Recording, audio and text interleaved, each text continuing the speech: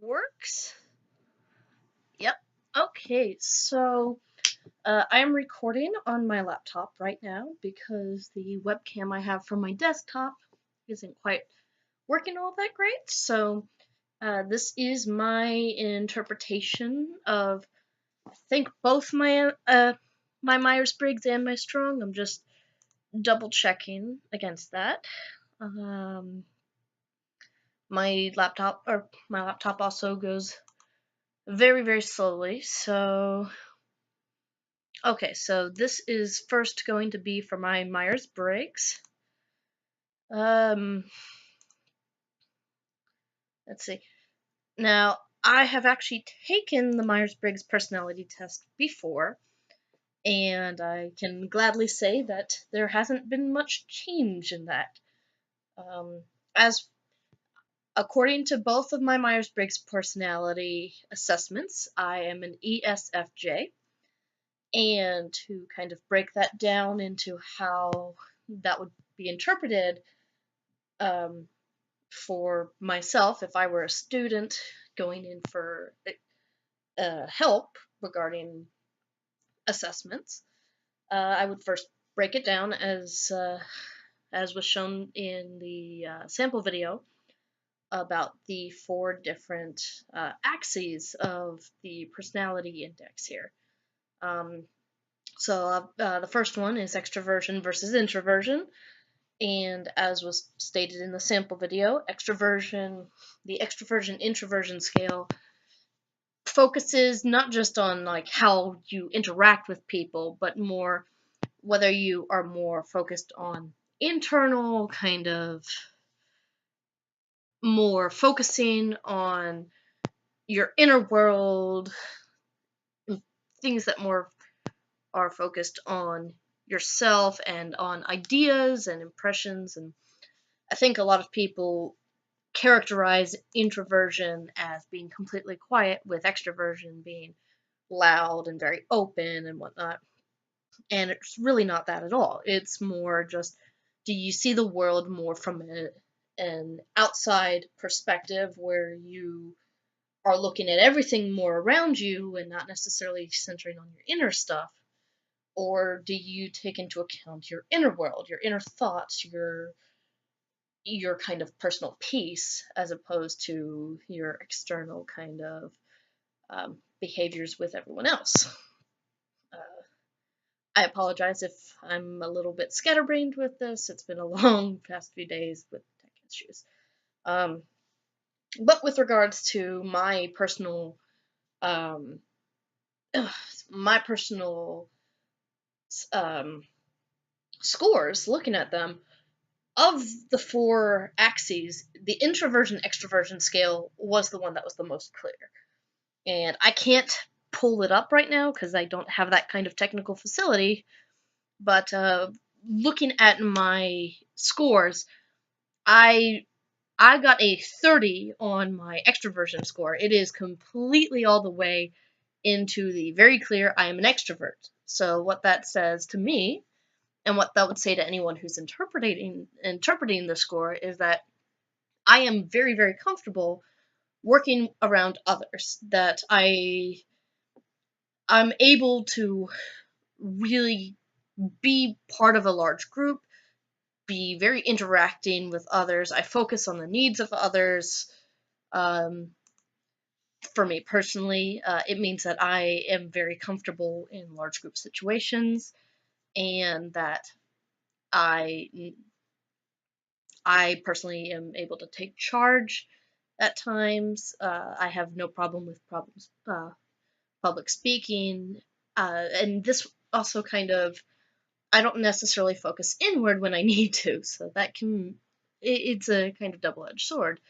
Um, and I found that quite interesting because I don't always feel like I am fully as extroverted as the report says. But it's an assessment. It's not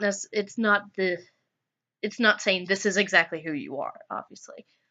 It's just saying that with regards to how I view the world, I look at it very much from an outer perspective. I focus on everything that's outside rather than everything that's inside. Um, So going and looking at the second, the sensing versus intuition, and sensing versus intuition is, of course, how we take in information. And interesting fact, I don't know if people realize this, but with the other three axes of personality, usually there's a 50-50 split among the population, extroversion versus introversion, and like feeling versus thinking, and judging versus perceiving, usually 50-50. Sensing and intuition, however, there's a 70% to 30% difference. The majority of people who take the Myers-Briggs personality, they fall into the sensing category, and I am one of them. Utilizing the five senses. Sensors like concrete data. They like information that is there and it makes sense. And when they make associations about the world around them, or they come to conclusions, they prefer information that they can touch, that they can see, that they can hear. And it's for a sensor, it needs to be concrete in a lot of ways to make sense. Whereas intuition, if someone's more on the intuition scale, they're going to be more focused on the abstract concepts, the big picture, the logic jumping from one point to another that you can't necessarily see firsthand. And what I found really interesting about this is that of my personal scores, let's see if I can find it, this was the one that was the least clear to the assessment. My other scores, they're more moderate or clear, or again, in extroversion, really clear. But I had a very slight score in sensing. It was close to just being right down the middle, where I could really go either way. It's just I more tended towards the sensing aspect of the assessment, which to me again is very interesting. I see myself as a very analytical person. I do like concrete data. I like information that I can very easily kind of take hold of. But I see a lot of things in the very logical, very kind of long spread pattern of, okay, this is far in advance what I want to do, and this is the whole big pattern. So it makes sense that of my four scores, that is the one that is the least defined. So moving on from that, we enter into the thinking versus feeling. And for me, I wasn't surprised at all that I came up with a feeling kind of thing. Um, Thinking versus feeling on this pattern is very much, do you make judgments based off logic and being more objective, or do you make judgments based off of more subjective, like what's around or what's going on with people, and how does how do the emotions of people play into this?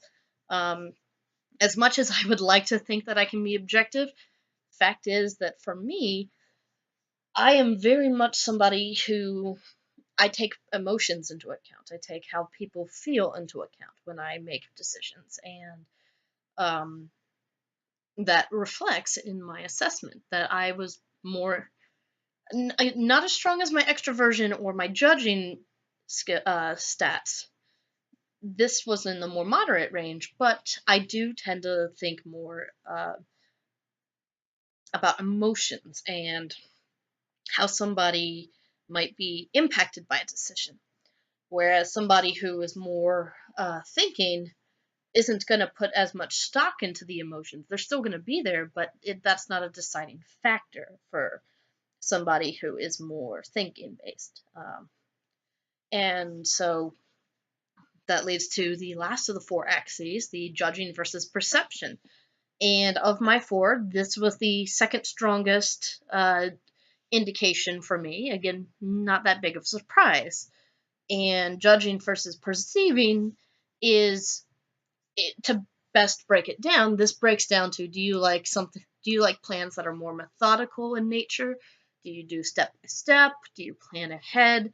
Or are you more free flowing? Are you more willing to make plans on the go, or be more spontaneous in nature? And I definitely show up as more the judging aspect, which is I like to make plans in advance. And this is something that I have always known. I prefer, for me, it reflects that I enjoy following a timetable. I like having a set schedule. I like knowing when things are going to be. Um, I'm very focused on due dates. I'm very focused on getting things done in an orderly time to meet a deadline, or to, if I'm planning a party, I like to set specific times for when things are going to happen or when I'm going to start cooking. And it goes beyond that, not just time. This can also reflect kind of organization styles. Um, in some ways, you could say it reflects like something as simple as cooking. Somebody who is more on the judging perspective is going to follow by a recipe and direct measurements step by step and follow that without any kind of deviations, whereas somebody who is perceiving may not necessarily need that. They will just kind of go with what feels right. And so, breaking it all down together, um, it what my personality preferences indicate is that uh, uh, well, let me bring this up here. I love how they word it here. Is that um, ultimately I'm very much a people person when it comes down to it. I'm a people person. I'm really driven by the outside world. I'm driven by people who are around me. I really connect well with people who are around me. I have no problem being in leadership roles, which this is kind of reflected not just by the extroversion, but also by the fact that I am a judging person. So I am going to hold people to timetables a lot more. I am going to hold people um, to those kind of set times. Um, that I focus primarily on. Again, the outside world is very a big kind of thing. That I am able to connect to people not just on an intellectual level, but on an emotional level. This makes sense for me because I am an empath. I very heavily feel emotions from other people, and that does influence me. Um, I kind I can shift easily between what I see for data, like with regards to how I sense things, and being able to see in the long term in the patterns. Hence why that axis is not as clearly defined. One of the big things about this personality preference is that because I am so person centered with a lot of things, is that I don't like conflict. I will try and find some kind of way to resolve conflict, um, to keep things flowing, to make sure that there's harmony. Um, and so, in a lot of ways, I am very much a peacekeeper. Uh, and some of the definitions I have found for this personality preference is, funny enough, the consul, the person who is the peacekeeper, the mediator, the good the person who tries to keep the balance in a lot of ways. And so, um, again, I wasn't surprised by this in the slightest because I've taken the Myers-Briggs before, and even in my introduction, I stated that I was an ESFJ. Good to see that really hasn't changed much. So that is my basic kind of analysis here. I'm again kind of fluttering a little bit. My brain's not all here today. So where this one wasn't so much of a change, my strong inventory was, and I shall do that video next. So